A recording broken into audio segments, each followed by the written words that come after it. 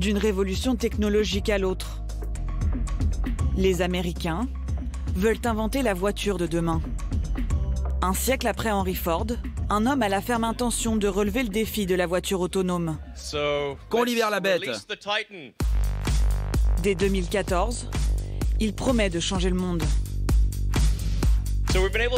On a réussi à accélérer le mode autopilote et on a réussi à l'amener sur le marché plus rapidement que prévu.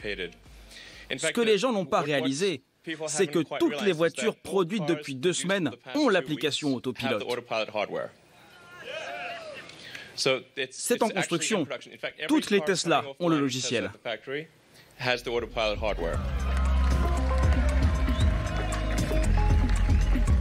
5 ans après, Elon Musk renouvelle sa promesse.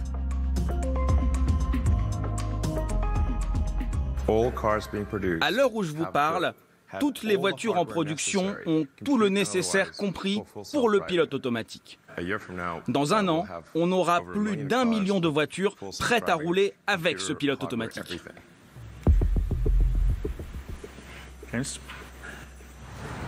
Malgré ses engagements, 2 ans plus tard, la technologie n'est pas au rendez-vous. Sur l'échelle de l'autonomie, il existe 5 paliers pour que les conducteurs puissent abandonner complètement leur volant. Et le géant californien n'a atteint que le 2e niveau.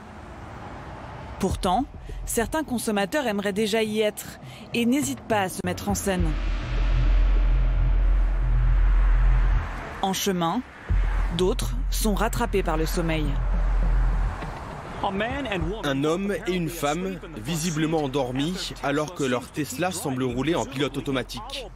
Ça s'appelle autopilote, mais la police prévient, c'est une très mauvaise idée de s'en servir. Le progrès, toujours plus vite, parfois trop vite. Depuis la création du mode autopilote, plusieurs dizaines d'accidents, parfois mortels, ont impliqué des Tesla utilisant ce système. Oui, c'est vrai, je le dis depuis plusieurs années. Tesla et Elon Musk sont irresponsables dans leur façon de développer cette technologie. On a vu pas mal de crashs ces dernières années, avec des gens qui utilisent mal l'autopilote. Leur communication autour de leur voiture est à mon sens exagérée. Ils survendent le mode autopilote. Il ne peut pas faire autant de choses qu'ils le laissent entendre dans leur publicité. Et ça, c'est très dangereux. En tant qu'ingénieur, une des premières choses qu'on m'a enseigné, c'est qu'il faut anticiper le fait que certaines personnes peuvent mal utiliser une technologie afin de minimiser les risques. Et je pense que Tesla n'a pas fait ça.